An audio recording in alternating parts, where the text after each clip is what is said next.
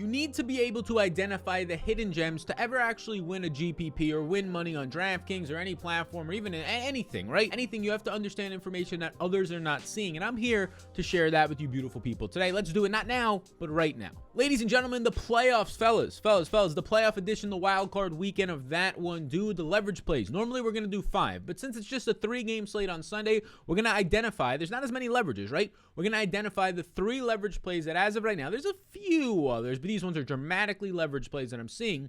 The 3 that I'm seeing that stand out the most on this slate. And let's start it off right away, and we're going to be going to San Francisco and Dallas, maybe arguably the best game on the weekend, a 3-point spread. These teams match up in a fun way. I'm excited to see how these teams go against each other, some solid defensive lines. But with that being said, I want to look at the San Francisco 49ers side of the ball, where we're going to be finding ourselves with the most expensive play on the slate. And that man's name is $7,900 Deebo Samuel, who is currently coming in. If I look over here, you can see the screen. You can kind of see, if you can zoom in, you can get the stats right here. But I have him coming in at 28% projected ownership. And the funny thing is, that's far too low in my opinion. Now, on first look, it's not the greatest. He's expensive. Okay, Tyreek's cheaper, all this stuff, but that's exactly why he's now becoming a leverage play. Deebo Samuel is in one of the perfect positions here, situations, right? A 24-point team total, and they're underdogs, meaning that naturally speaking, they're going to score a lot of points and forced to be throwing in the second half, historically speaking, in these situations, which only helps a wide receiver / hybrid player like Deebo Samuel. And Deebo's going to see all the Dallas wide receivers. I mean, Deebo, if I put up his usage right now, he's 33% on the left side of this field,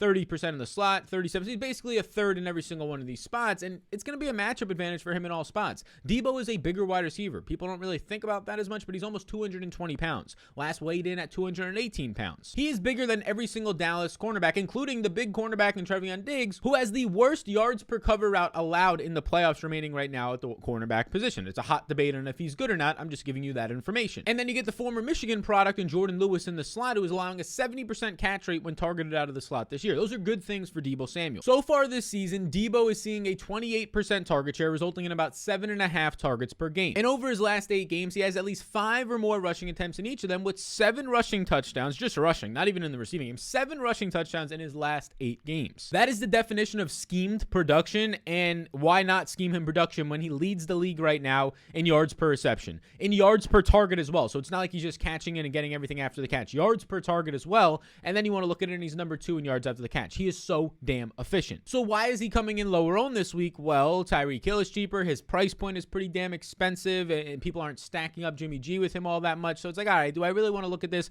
People maybe think Trevon Diggs can shut him down, which is the exact opposite of what Trevon Diggs is. So you look at it and you see that Tyreek Hill currently, who is a little bit cheaper, who's projecting out for 19.5 fantasy points. I have Deebo right now for 18.5, so a point difference, sure. And Tyreek is coming in with 38% projected ownership, Deebo 10% less ownership, and I think those numbers are only going to widen as the week goes on. So I personally like Deebo Samuel now this week. I think he's going to give you a really solid leverage spot, especially if you're not playing Mahomes this week and you just want to go somewhere else. A one-off this week that looks really solid is Deebo Samuel. I also took Deebo Samuel over 0.5 touchdowns scored. It could be on the ground or it can be receiving. Just a touchdown in this game for Deebo Samuel, and you can find that number right now on prizepicks.com. I took the over a half a touchdown. If you want to take advantage of that as well, you'll get a free bet up to $100. You can tell your friends as well to get the free bet and get in on it if you use the code SAL on prizepicks.com. Let's start the playoffs off with a lovely, lovely wager, and let's bank that when Deebo scores a touchdown. As a community altogether, we can scream and shout and let it all out. Now, the second player I want to talk about this is a very interesting one, right? This is one that is a tight end this week, and the tight end position is loaded. We touched on this for this 3-game slate.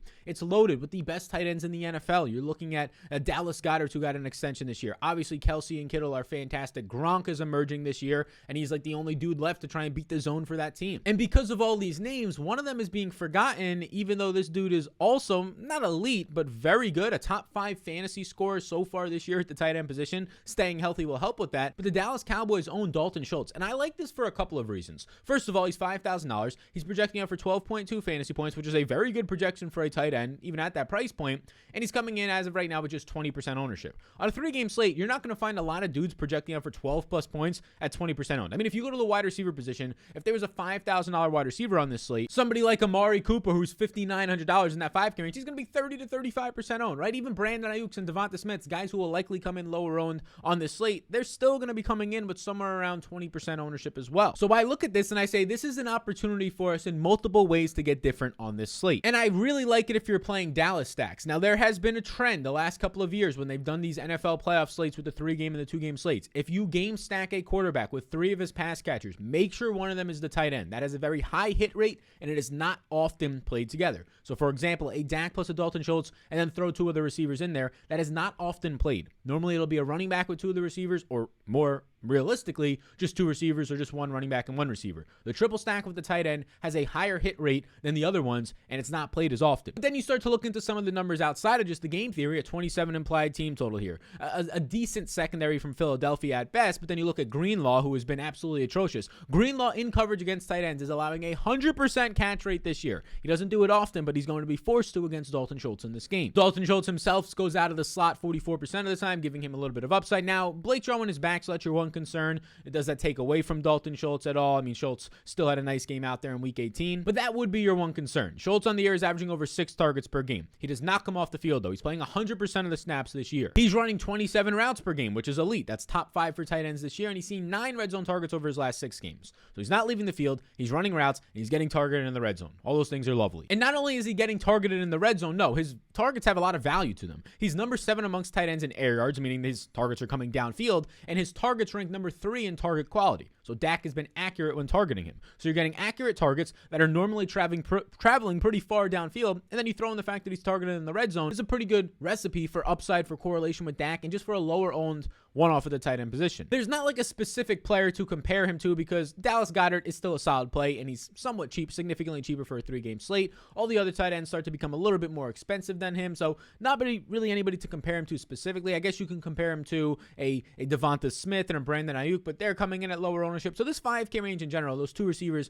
and Dalton Schultz are all solid options. The leverage more so comes from the fact of putting him into those Dallas stacks, or just double tight ending him with another tight end, as most people will go to a Kittle and a Kelsey, or a Kittle and a Gronk, and I can't really blame you. But Dalton Schultz has maybe not the ceiling of those guys, but he has just only a slightly lower chance. When you factor in lower ownership, it's kind of balancing it out and making him a good play to get to 20 points with some of those other guys. Now let's close out the show with one that's going to be interesting for sure, because there's a lot of factors going into this, and it's going to continue to reduce this player's ownership and the entire ownership of this game and this team. Now I'm recording this on Thursday night because not much is going to change, but one thing that could change is the weather in the Tampa Bay Bucks and the Eagles game. The total that I got at under 49.5 earlier in the week, hopefully you took that bet from the betting video, it is now down to like 46 because we're supposed to see wind and rain, and all that is disgusting. But per Kevin Roth on Twitter, he sees that there is likely a chance, right now, it's trending in the direction that this can all be over by the pregame warmups with some sustained wind, but not throughout the whole game. Now who knows, we're still 2 or 3 days away from this game as I record this, so just track that weather.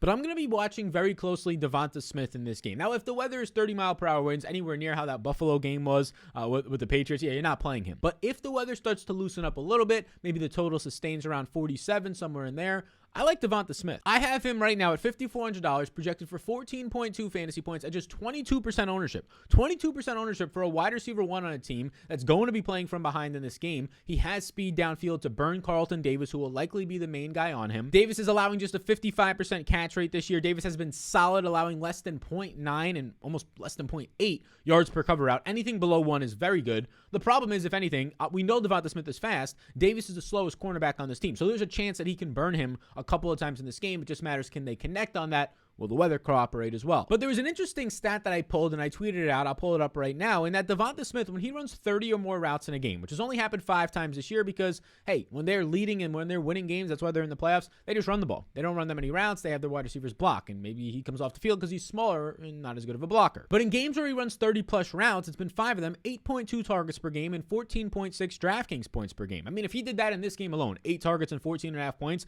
you would take that at this price tag and this ownership. That's a lot of upside there. So I think as a 9-point underdog, he's going to continue to run those routes. I just think you're going to see that. When you're trailing by 10, yeah, it's start the time to pass more, especially in the second half. And like a player like Dalton Schultz, if you transition into the wide receiver position, the valuable targets are there for Devonta Smith. He ranks 6th currently in air yards in terms of how far his yards are traveling downfield. He currently ranks top 10 in deep targets of 20-plus yards, and at the same time, he also ranks top 10 in quality of targets. So he's getting quality targets downfield, and he's getting those targets at a consistent basis throughout the year. Again, a lower owned guy with downfield upside, and they're going to have to throw. This is a nice spot for him on a 3-game slate. Just track that. The weather can really ruin this. If the total keeps dropping, if it looks like it's 25-mile-per-hour winds, I only care about the winds. I don't care about the rain all that much. If the wind is going to be 25 miles per hour, we can't go there. As of this recording, it's a little bit early to tell, so just track that. To compare him to, let's say, Amari Cooper. I have Amari Cooper for 15.5 fantasy points, so a point more. Amari's coming in at 32% projected ownership, who's more expensive. And Devonta Smith, I currently have coming in at just 22% ownership. So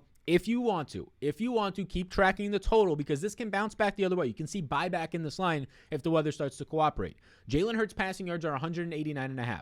They're still 9-point underdogs even with the total dropping. If it's a crazy game, I don't even like Jalen Hurts to throw for over 100 yards, 150 if it's a crazy weather game. Just track that number. I will be taking and I'll be watching if this total sustains around 47 and the weather looks like it's clearing up. I will hammer Jalen Hurts over 189 passing yards. It opened at 215. It's dropped that much already. There'll be an opportunity for buyback if the weather shifts at all in these next 2 to 2.5 days. So be sure to track that and use the code SAL on prizepicks.com. Tell all your friends and your family members as well so they can get in and kumbaya together when Deebo Samuel scores a touchdown. And you'll get that free bet up to $100 upon your first deposit on prizepicks.com if you use the code SAL, S-A-L. It's linked in the description below. Thank you all for tuning in to That One Dude for the wild card, the super wild card weekend. We'll have more content throughout the playoffs. We're back on TikTok talking about betting and fantasy as well, so be sure to follow me there at Sal Vetri. And for now, I wish you all the best of luck this weekend. Enjoy the games, the 2-game slate. We'll be back for Monday Night Football, not only for a live stream, but for a video for that. And we'll be live for this slate. Peace out, gang. I'll see you when I see you, and I'll see you in the next one.